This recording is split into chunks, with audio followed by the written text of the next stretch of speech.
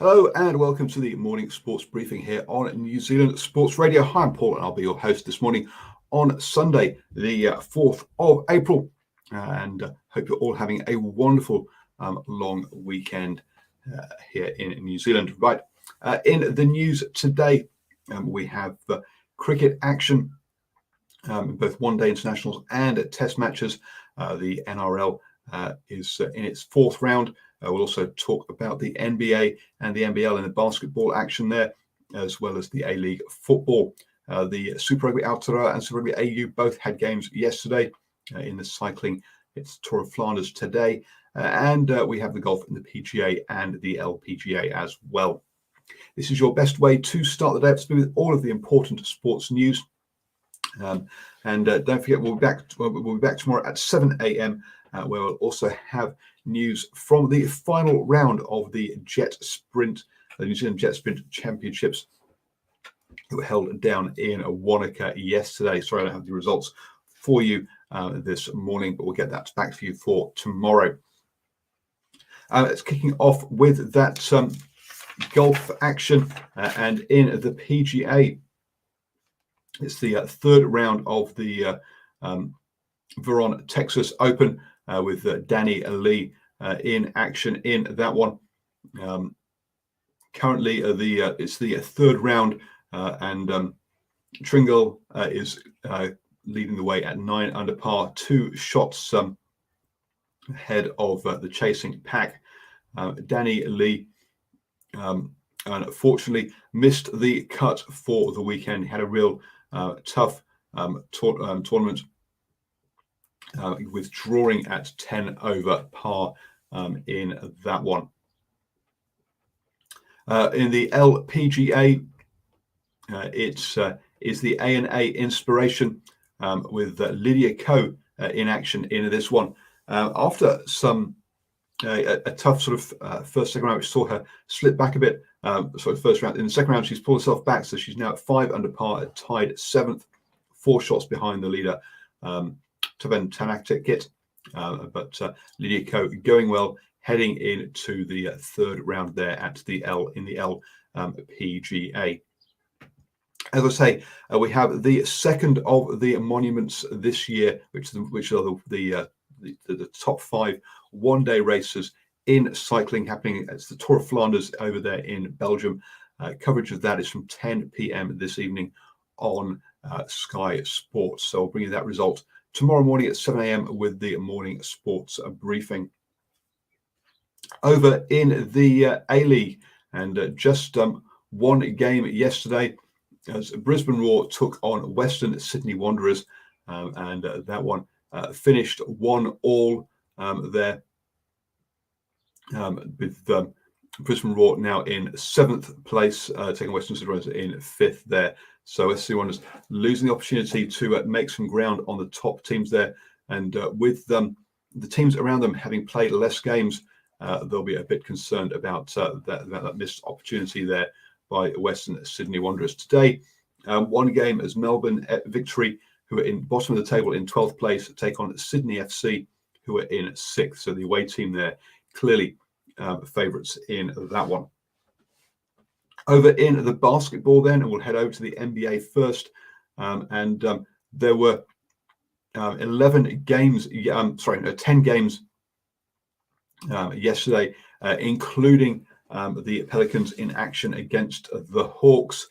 The Pelicans still without Brandon Ingram and Zion Williamson, their key players there, made a really good start, winning the first quarter 34-28.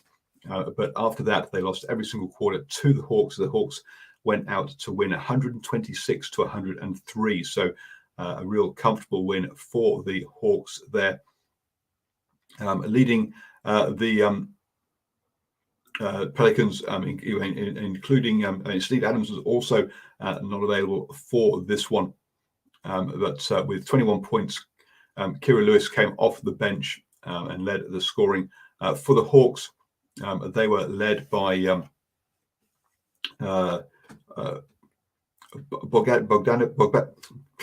stumbling over my words this morning. Bogdanovic with 26 points, and Hertha with 24. Also, Capello got a double-double with 10 rebounds and 14 points as well. As to say, the Hawks went out to a comfortable win over the Pelicans. Other key games from the week from yesterday, or key results from yesterday, include the Jazz beating the Bulls 113 to 106, and the Lakers beating the Kings 115 to 94, as well as the Suns getting a massive victory over the Thunder 140 to 103. On the table then, the Nets lead the Eastern Conference, now on a 4-game winning streak ahead of the 76ers and the Bucks. Over on the Western side of things, the Jazz, sorry, let's go.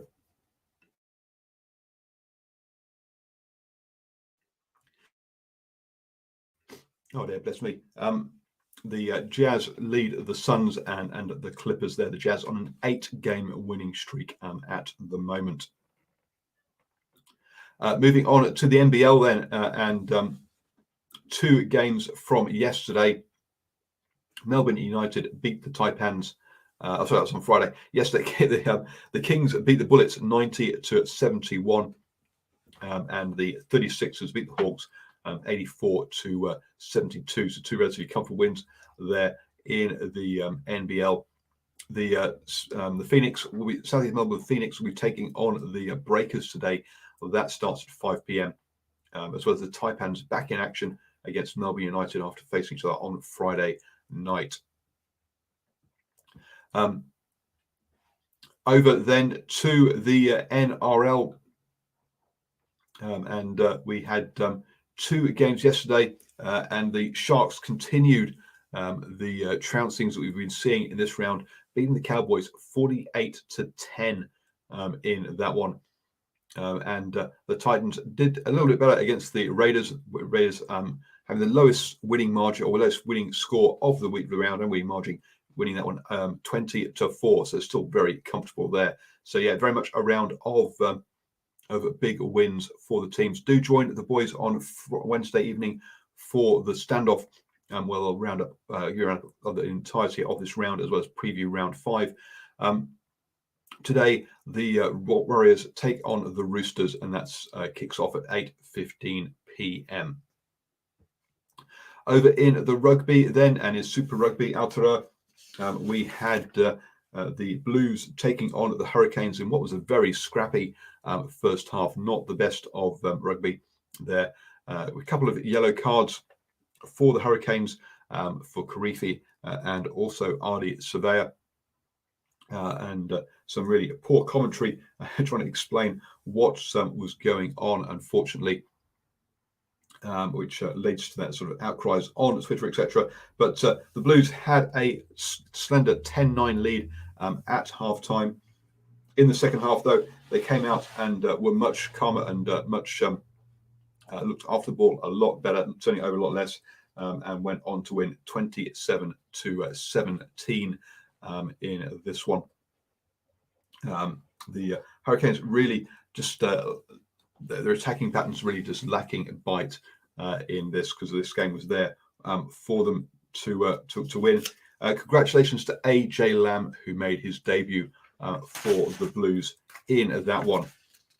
We follow this up with Reds versus Rebels, with Reds rushing out to a 24-0 lead after just 16 minutes, and we thought that it was just going to be an absolute thrashing. To give the Rebels some credit, they did pull it back to 14-24 at half time as they seek to close that gap. But the Reds ran away with it in the second half, winning this one 19 to 44. So a big victory there for the Reds, putting them back at the top of the Super Rugby AU table, and show that they are the team to beat this season. Finally, in cricket news, we had the end of the Test match between the West Indies and Sri Lanka. And Sri Lanka comfortably battered through for the draw, scoring 193 for 2 at the close of play, chasing a target of 377. Or they weren't really chasing it. They were just batting out time in that one. Some decent scores.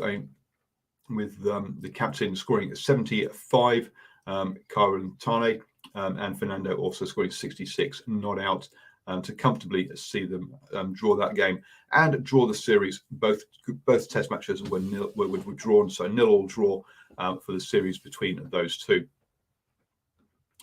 Today we see the women back in action against Australia, having completed their T20 series. It's the ODIs series between the two of them now, and Australia are on track for a record-winning streak.